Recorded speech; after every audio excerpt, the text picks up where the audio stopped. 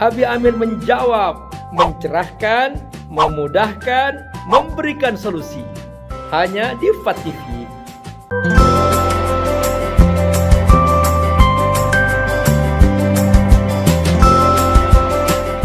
Jangan lupa donasi untuk keberlangsungan FAT TV ini. Insya Allah semua yang Anda donasikan Allah akan mengganti dengan lipat ganda, karena di sini Anda beramal jariah. Ayo bergabung dalam dakwah FAT TV. Semoga Allah berkahi. Bismillahirrahmanirrahim. Assalamualaikum warahmatullahi wabarakatuh. Alhamdulillah, wassalatu wassalamu ala Rasulillah wa ala alihi wa sahbihi mawala. Pertanyaan lain lagi yang sampai ke Abi Amir adalah, Abi, apakah harus datang menghadiri penyembelihan kurban yang kita kurbankan? Terus pertanyaan berikutnya adalah, apakah harus disebutkan oleh si penyembelih pada saat hari penyembelihan kurban nama pemiliknya? Apakah itu harus?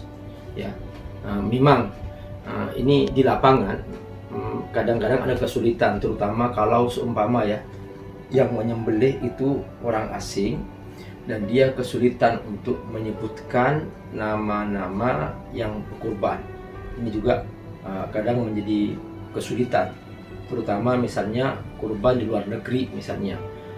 Ini banyak pertanyaan seperti ini. Terus juga bagi yang berkurban dia diwakilkan kepada lembaga kurban misalnya, ini juga menjadi pertanyaan, apa yang harus dilakukan, apakah dia harus hadir atau tidak. Nah, Abi akan jawab di sini dari jawaban para ulama ya. Di sini dikatakan bahwa falaisa syuhudul udhiyah syarton fi ijzaiha. Jadi menghadiri penyembelihan hewan kurbannya itu bukan syarat sahnya, bukan syarat sah tidaknya kurban.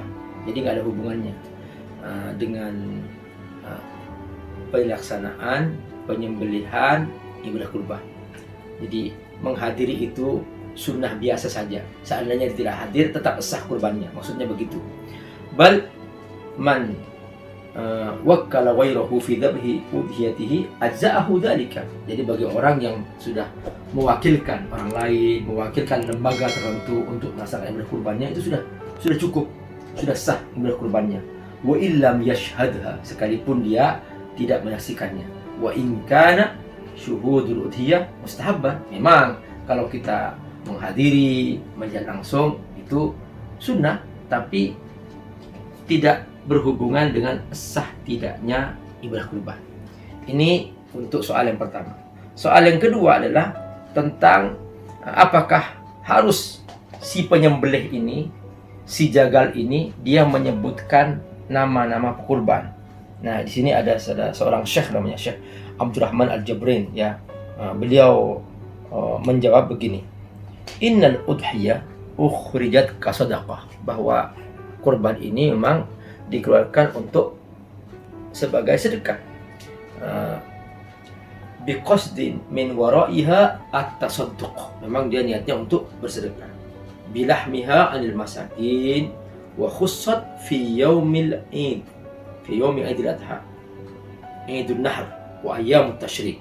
Dan memang pelaksanaannya ini khusus, yaitu pada hari tertentu, yaitu pada hari raya Idul Adha, juga hari-hari tasyrik. Jadi tanggal 10, 11, 12, 13. Kapan berakhir?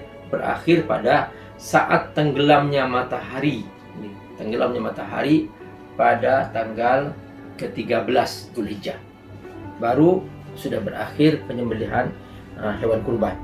Ihya al-sunnah, memang tujuannya adalah untuk syiar mengikuti sunnah Rasulullah SAW. Dan juga memang itu hari yang Allah muliakan. Wa li fadli tilkal ayyam wa idza kana fihi masyaqqah. Ini perhatikan di sini. Kalau ternyata kesulitan untuk menyebut nama-namanya, kan sudah ada hadisnya. Hadisnya apa? Innamal a'malu binniyat. Sudah, ketika sudah dia mentransfer uangnya kepada wakilnya dan sudah di hatinya sudah disebutkan nama-namanya siapa yang dia niatkan untuk berkorban, terus kemudian juga untuk siapa hajat pahalanya itu sudah otomatis nanti ketika kurban disembelih, maka otomatis itu sudah sampai kepada siapa yang dia niatkan. Innamal a'malu binniyat wa innamal likulli imri'in ma nawa. Makanya di sini katakan fala yalzam dzikru asma'i ashabiha inda dhabiha. Jadi bukan satu keharusan bahwa itu menyebut nama-namanya. Wa inkan dzikru asma'i ahliha fa huwa al-aula. Memang lebih utama, lebih bagus disebutkan nama-nama pemilik kurbannya ketika dilaksanakan penyembelihannya. Wa idza lam yatassar dzalika, jika memang itu sulit, kenapa yas'um ala dzikri asma'ihim, karena memang sulit untuk menyebut nama-namanya. Kenapa? Karena yang melaksanakan itu misalnya orang asing. Fa al-iktifa bin niyyah, cukuplah dengan niat yang sudah diniatkan oleh pemilik kurban itu dengan dalil innamal a'malu binniyat wa innamal likulli imri'in ma nawa. Karena setiap amal tergantung niat dan setiap orang akan diberi pahala dengan niatnya. Semoga Allah berkahi insyaallah. Mudah-mudahan kurban kita diterima oleh Allah Subhanahu wa taala. Teruskan menonton Abi Amr menjawab hanya di FAT TV. Jangan lupa dukung ya, subscribe, like, and share. Wassalamualaikum warahmatullahi wabarakatuh.